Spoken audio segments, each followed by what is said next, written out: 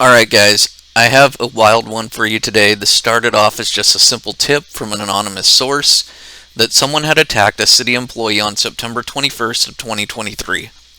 They found it suspicious as the attacker was allegedly the son of the Pueblo IT Department's director, Lori Pins, who the anonymous source alleged was also close personal friends with the HR director and Laura Solano, who Pueblo Mayor Nick Gradisar made chief of staff in 2019. I received this tip back on November 19th, and I started looking into it immediately. On November 27th, the victim's wife of the alleged attack, Christine Musso, gave public comment at the Pueblo City Council meeting. Video of that attack is on this channel and can be found in the description below.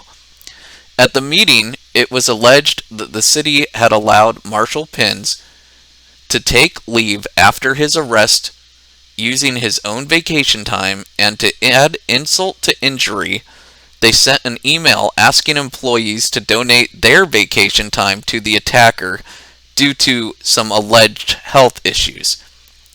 I exclusively obtained a screenshot of this email from an anonymous source and then verified its authenticity through a Quora request with the City of Pueblo.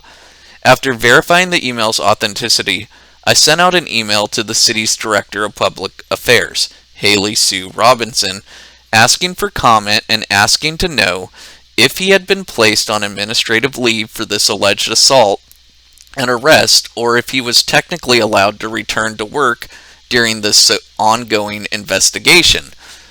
Instead of just answering my questions, the city attempted to block access to this information, citing that personnel files were accepted in the Quora statutes.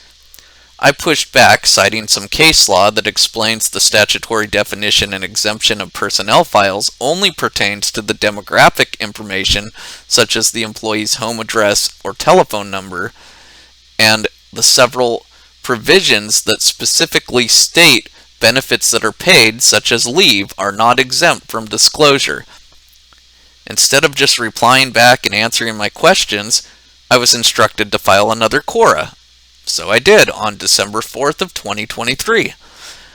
In response to my Quora, they denied the specific information that I had requested, saying that I had sought information instead of a public record, and gave an Orwellian response that since I did not specify a specific public record, my request was denied.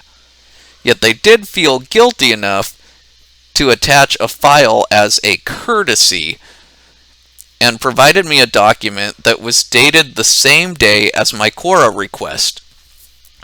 And that document informed Marshall Pins that he had been placed on administrative leave as authorized by the mayor effective December 4th, 2023. So the alleged attacker had not even been put on actual leave for 2 months after his arrest and during an ongoing investigation into an assault.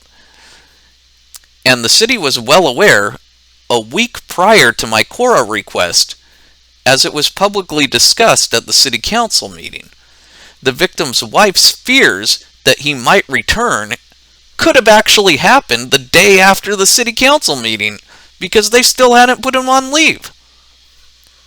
He was never trespassed from the building or barred from returning to work during the investigation until I made requests asking about it. In response to their denial of the specific information I sought, namely when the leave began and why, I sent back an email that narrowed my request to his attendance records for September 21st through December 4th. Instead of providing them, they advised me my Quora was closed and to submit another Quora request through their portal. And I did that again on December 6th, on Wednesday. And as of the date of this video, the city has not responded to my request. KRDO ran a news story about this incident on Friday.